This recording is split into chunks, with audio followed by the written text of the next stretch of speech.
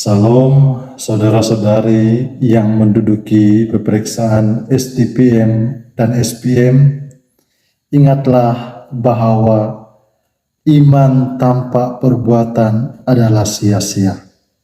Jangan takut, yakin, bersedia, belajar, ulang kaji, mendapat berkat daripada usaha Anda.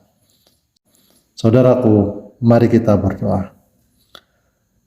Bapa di sorga, di dalam nama Tuhan kami Yesus Kristus, kami percaya bahwa kasih Tuhan besar dalam hidup kami, bahkan senantiasa menyertai kami.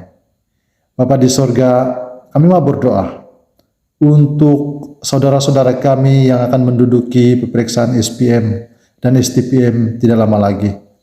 Bapa di sorga, Engkau yang memberkati mereka, berikan kesehatan yang baik, berikan kekuatan, berikan kebijaksanaan, supaya mereka menduduki dengan tenang, bahkan juga mereka yakin percaya bahwa Tuhan senantiasa menyertai mereka.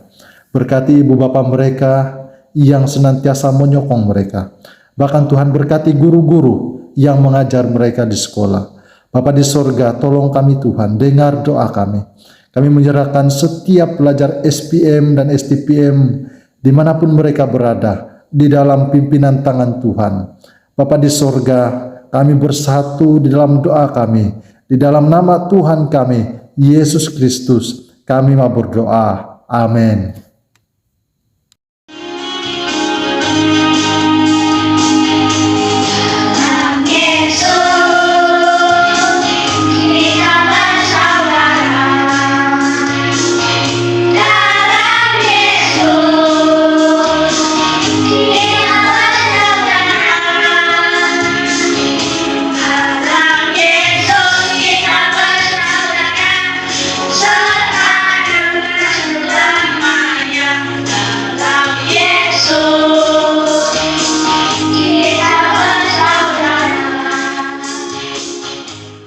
Salam anak-anak, sebelum kita mulai ibadah, mari kita berdoa. Tuhan Yesus yang baik, terima kasih atas kebaikan-Mu hari ini. Karena kami bersama-sama beribadah. Pimpin kami Tuhan, agar kami mengerti firman-Mu dan taat melakukannya. Terima kasih Tuhan, karena Engkau sudah mengerti ibadah ini. Dalam nama Tuhan Yesus, kami sudah berdoa dan mengucap syukur. Amin.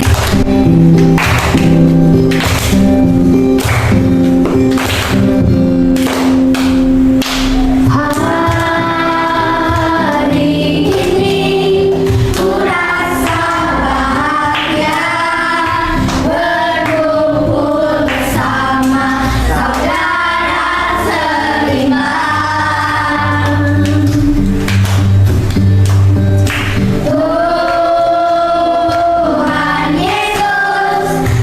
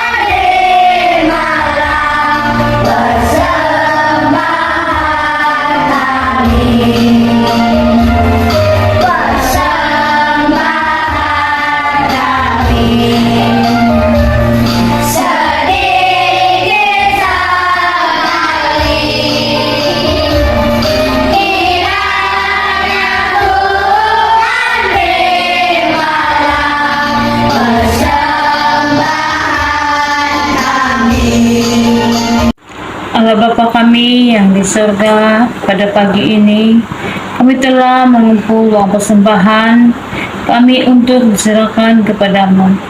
Dan biarlah segenap jiwa dan raga kami terus mengasihi Engkau. Bapa kami yang di surga, datanglah kerajaan-Mu, jadilah kehendak-Mu, seperti di bumi dan di surga. Berikanlah kami pada hari ini makanan kami secukupnya, dan ampunilah kami akan kesalahan kami, seperti kami mengampuni pada orang yang bersalah kepada kami. Dan janganlah membawa kami ke dalam pencobaan, tetapi lepaskanlah kami daripada yang jahat. Karena Engkaulah mempunyai kerajaan dan kuasa dan kemuliaan sampai selama-lamanya. Amin.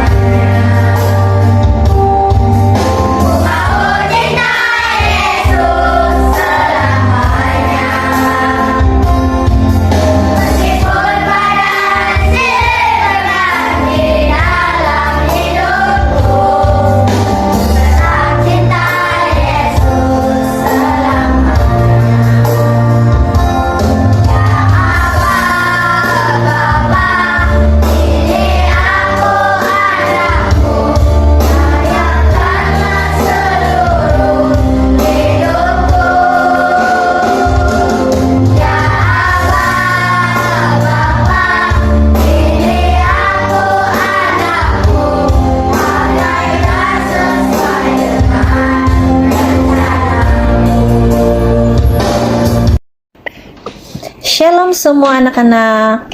Cerita kita pada hari ini diambil dari kitab Lukas 17 ayat 11 sehingga 19, yaitu cerita tentang Yesus menyembuhkan 10 pesakit kusta. Sebelum kita mula, mari saya bimbing anak-anak di dalam doa.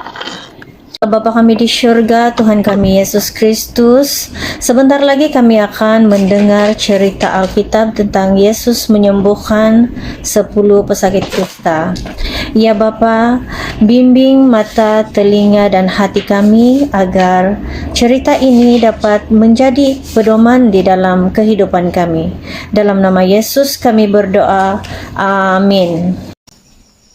Suatu hari dalam perjalanannya ke Yerusalem, Yesus melewati perbatasan Samaria dan Galilea. Orang Yahudi biasanya menghindari Samaria dan mereka tidak suka dengan orang Samaria. Ketika Yesus sampai di sebuah desa, datanglah 10 orang yang sedang menderita penyakit kulit yang sangat parah dipanggil kusta. Pada zaman Yesus, orang yang terkena penyakit kusta dianggap najis karena penyakit kulit ini tidak ada obatnya dan mudah berjangkit. Maka mereka harus diasingkan. Apabila mereka melihat Yesus, mereka menjaga jarak, berdiri agak jauh dan berteriak, "Yesus, Guru, kasihanilah kami." Lalu Yesus memandang mereka dan Yesus menjawab, "Pergilah, tunjukkan dirimu kepada para imam." Hanya seorang imam yang dapat memutuskan apabila seseorang itu sudah disembuhkan dari kusta. Jadi, orang-orang itu pun melakukan seperti yang diperintahkan Yesus kepada mereka. Dan sementara mereka di pertengahan jalan, mereka disembuhkan dari kusta mereka. Ada seorang Samaria, apabila mengetahui kulitnya sudah sembuh dari kusta, dia kembali kepada Yesus dan bersujud di kaki Yesus. Dia memuji Tuhan. Begitulah cara dia berterima kasih kepada Yesus.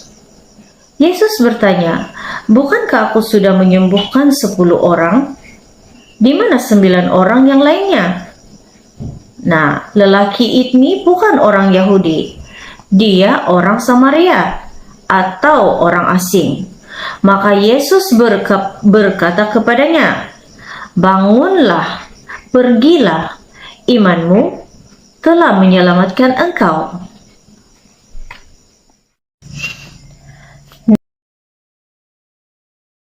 Nah, dari cerita Alkitab ini kita mempelajari yang pertama, Yesus sanggup menyembuhkan segala jenis penyakit, termasuk penyakit yang tiada obat atau penyakit yang mengerikan.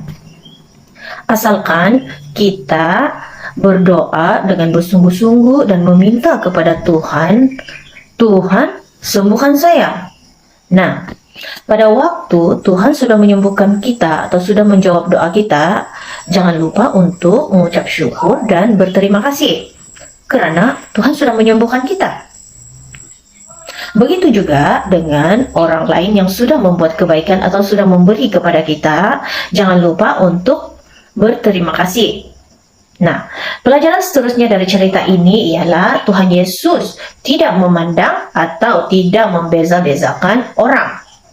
Semua orang Yesus sanggup tolong. Nah, asalkan kita meminta dengan bersungguh-sungguh kepada Tuhan. Begitulah cerita Alkitab kita pada minggu ini. Sampai jumpa lagi. Bye-bye. Lukas 19 ayat 10. Sebab anak manusia datang untuk mencari dan menyelamatkan yang hilang.